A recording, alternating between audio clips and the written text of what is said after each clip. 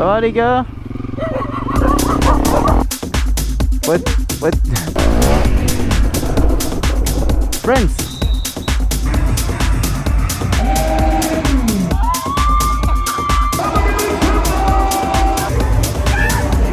Ils m'ont même mis de la peinture sur la gueule. Ok les gars. Oh elle est mieux celle-là, il y a la ligne FMF. J'ai l'impression qu'elle a moins de sauce par contre, c'est bizarre.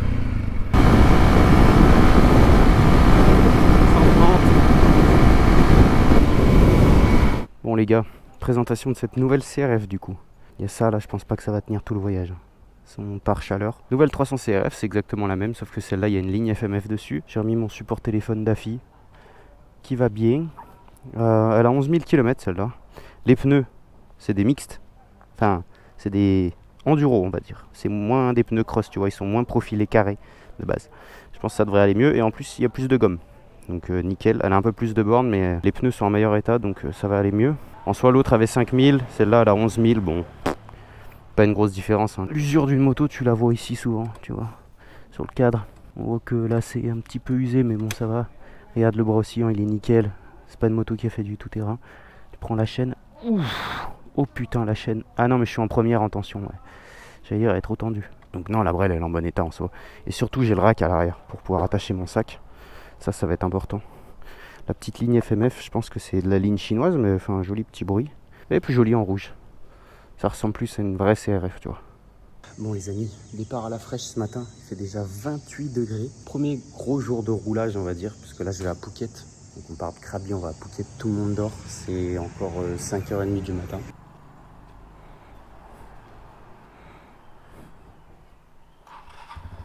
Première étape, 1h30. J'ai installé ce support que j'ai acheté sur Amazon. Regarde comme il branle le truc. En serrant, il s'est déjà foiré, regarde.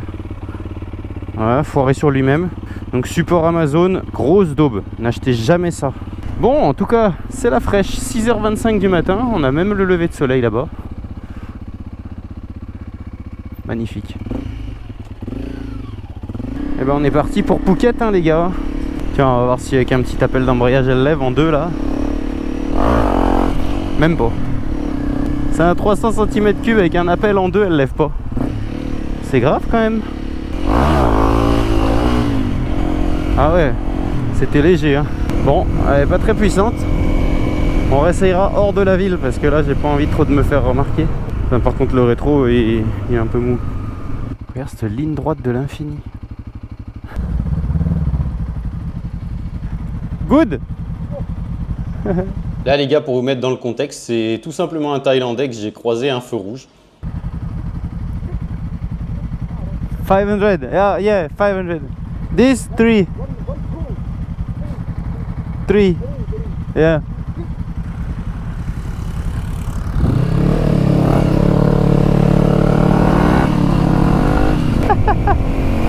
Excellent. Il me dit tu vas où? Je lui dis je vais à Phuket. Ah moi aussi je vais à Phuket. Il me dit on va tous les deux à Phuket. J'ai dit ouais. Il me dit on roule ensemble. J'ai dit allez go on roule. Il a un 500 CBX qui a vécu. Oh il a fait la guerre mondiale son CBX. Et il m'a mis les warnings.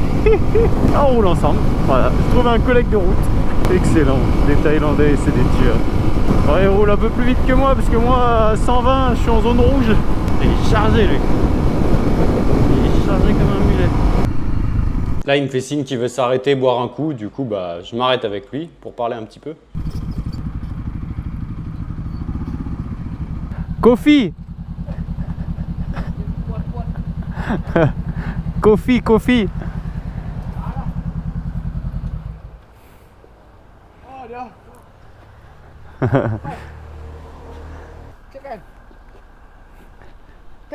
What? Thank you. What is your name? Hmm? What is your name? Alexi. Man is Suleiman. Isleman. Yeah. Okay. Thailand. Nice to meet you. Like, have a good road. Là, ultra gênant, vu que j'ai vu qu'il parlait pas trop anglais, je sais pas pourquoi je parlais avec un anglais pourri. Travel event.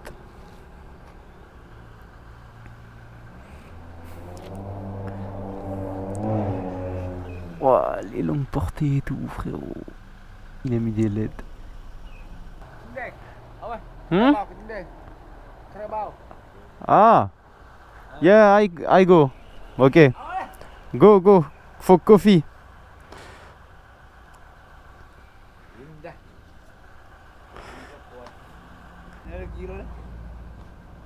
Hmm? Bukan kilo. Ah. Here. Okey. Okey, okey.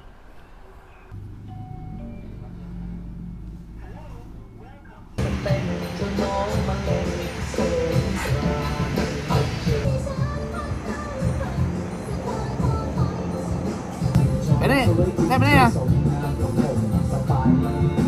Mau, dia ada nak. Là, il a pris son téléphone et il voulait que je parle à sa fille. Il me dit, je vais appeler ma fille, il faut que tu parles à ma fille. Donc je pense qu'elle devait parler anglais, sa fille. J'en sais rien. Mais il me dit, ouais, j'étais président de mon village et tout avant. Je me suis présenté aux élections, machin. Après, il m'a dit qu'il vendait des pastèques à Phuket. Et au final, on n'a pas pu avoir sa famille au téléphone.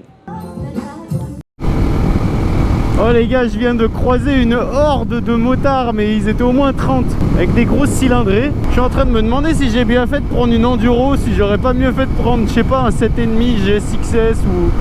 Parce que j'ai vu qu'il y en avait en location.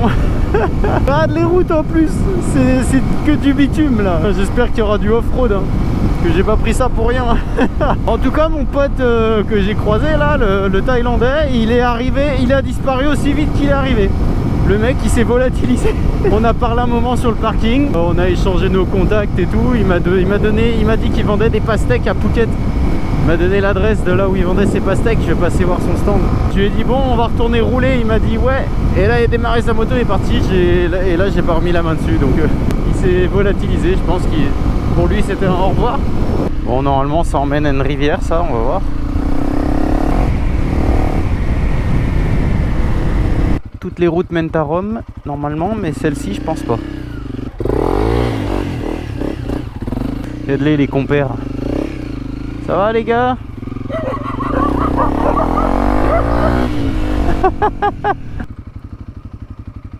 Bon, là on est censé voir un temple. Oh, les décos, c'est fou quand même. On va se parquer là. La grotte est là-bas. Bon là les gars, pour la faire courte, c'est une grotte qu'il y avait sur ma route pour aller à Phuket. Donc je me suis dit pourquoi pas s'arrêter la visiter vite fait.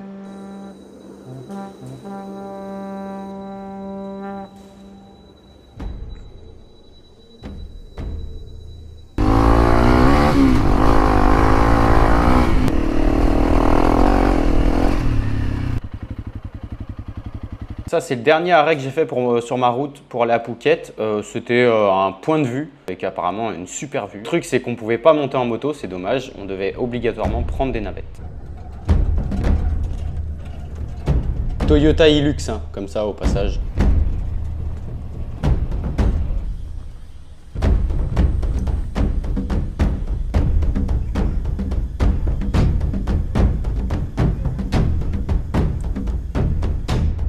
Là, le gars qu'on voit sur la vidéo, c'était un hindou et qui était aussi motard. Il était avec le scooter qu'on voit derrière là-bas. On a discuté un moment. Il m'a dit qu'il vivait là-bas il vit en Thaïlande depuis 6 ans. Puis après, je suis reparti tranquille. Ok, ride safe. See you. Dommage qu'on n'a pas pu monter en moto.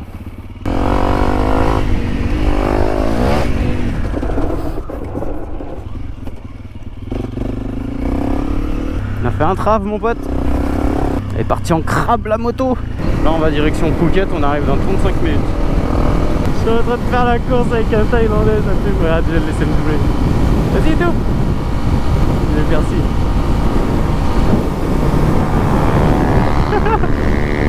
Il tartine son bordel, j'étais à 135, il était derrière moi. Regarde, je vais le suivre. À 125, il est en zone rouge, il est 130. Il tartine hein. Bon, contrôle. Yeah. France.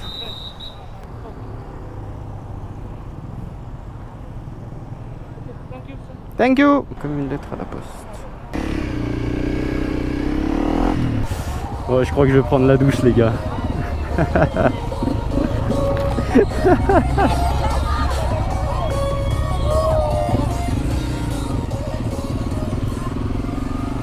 Ok, c'est fait. J'ai été baptisé. Ah, je vais enlever le blouson, il fait trop chaud là. C'est en train de me faire bugger mon téléphone. Ils vont balancer un seau d'eau dessus.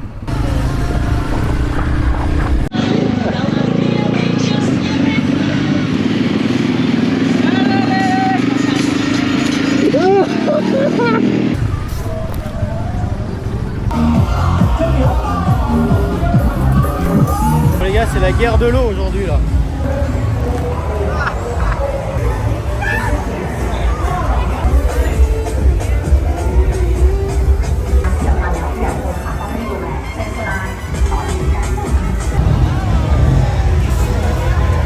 C'est la guerre mondiale les gars, la guerre mondiale. Petite pause dans la moto. Là on fait pas de l'enduro, on fait de l'enduro à pied là, je te le dis. On va aller au 7-Eleven, on va aller chercher des boissons et de l'eau parce qu'on en a plus. Ils m'ont même mis de la peinture sur la gueule, t'as vu?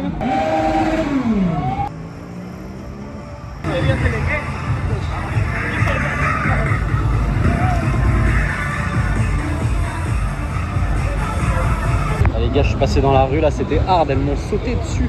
Mec, elles te touchent de partout, c'est hard.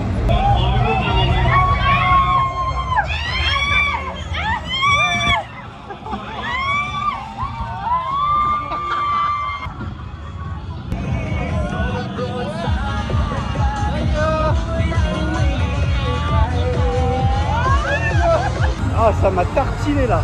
Les meufs là-bas là, c'est hard.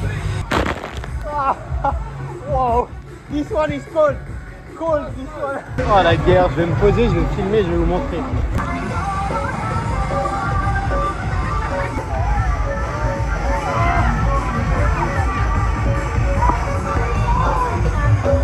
Je pense qu'on a atteint la limite de l'étanchéité du sac Quechua. Il est détrempé mon gars. Il est détrempé le sac. La guerre de l'eau. Les billets ils sont tous trempés, putain c'est un bordel. Cette fois-ci j'ai de l'eau fraîche. Ça c'est la vie, juste de poulet mon pote. Et nouvel an. Happy New Year ils disent. C'est la fête de l'eau, mais ils disent Happy New Year. C'est là-bas qu'on va les gars.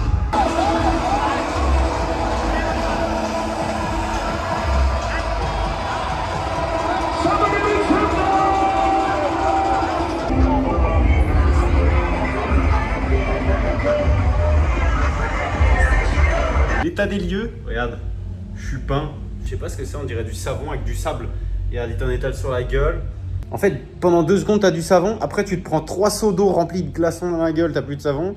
Après ils t'en remettent, après... Oh, c'est une dinguerie. Les meufs du Thai massage là, c'est quoi cette folie? C'est des folles? C'est des folles?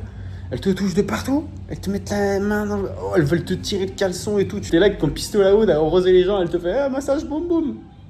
Alors, c'est gentil, mais non merci. En plein centre de Phuket, là où il y a les boîtes de nuit, mais c'est un bordel sans nom, c'est abusé. Ils vendaient l'eau. Ils vendaient l'eau. Genre, t'achètes ton pistolet à eau, dans la rue. Et après, si tu veux remplir, il faut acheter 20 bahts la recharge d'eau. T'as 10 bahts l'eau chaude, 20 bahts l'eau avec les glaçons pour faire plus chier les gens. C'est le moment de faire la carte. Le trajet de la carte depuis Krabi jusqu'à Phuket. On a pris la route à Krabi, on a longé comme ça. On a fait un arrêt par ici, on a visité la grotte. C'était vers Phang Nga, voilà. Ensuite, on est redescendu. En gros, c'est là où on est monté en 4x4. Voir le point de vue. Et ensuite, reparti. Descendre, passer devant l'aéroport de Phuket. Droite, Patong. C'est là où on est actuellement. Ça représentait 3 heures et 10 minutes de route pour 180 km pour cette distance-là. Vidéo sympa aujourd'hui parce qu'on est parti de Krabi, on a rejoint Phuket, on a rencontré un motard sur la route. Il s'est passé des trucs, il se passe tout le temps des trucs. C'était de la balle. Avec la nouvelle CRF, elle se comporte à merveille. J'ai failli partir un peu trop tout droit dans certains virages, mais ça va. Abonnez-vous, on se voit dans la prochaine vidéo. Mettez un like si vous avez aimé la vidéo et mettez un commentaire si vous avez une question. Ce que je tenais quand même à dire, il y avait tout le monde qui avait le sourire. Tout le monde rigolait. Tout le monde était de bonne humeur. Ça s'arrosait dans la rue, ça se tire au pistolet à eau dans les oreilles, dans les yeux. Il y en a un même presque à bout portant dans l'œil. Mais les gens, désolé et tout, trop de bonne humeur. Tout le monde a le sourire. Ça fait tellement du bien. Bon, t'en as toujours 2-3. J'ai entendu 2-3 Français. Ah non mais il est sérieux lui? balance, il est sérieux, il m'a tiré. Il est en Thaïlande, il est chez lui. C'est sa coutume, c'est la fête de l'eau, c'est tous les ans depuis des millénaires, j'en sais rien depuis combien de temps, je vais pas prétendre connaître leur culture. Tu débarques dans un pays qui est pas le tien, oui, il est sérieux, ils t'ont pas appelé. T'es là parce que t'as décidé d'être là, ils t'ont pas appelé, t'es venu, il y a des coutumes, tu prends de l'eau dans la gueule, bah tu prends de l'eau dans la gueule. Bienvenue en Thaïlande, c'est comme ça que ça se passe ici. T'es pas content, tu restes chez maman, d'accord? Tu viens pas faire... Après bon, c'est une minorité, 2-3 personnes comme ça, tout le reste c'était une dinguerie. Ciao.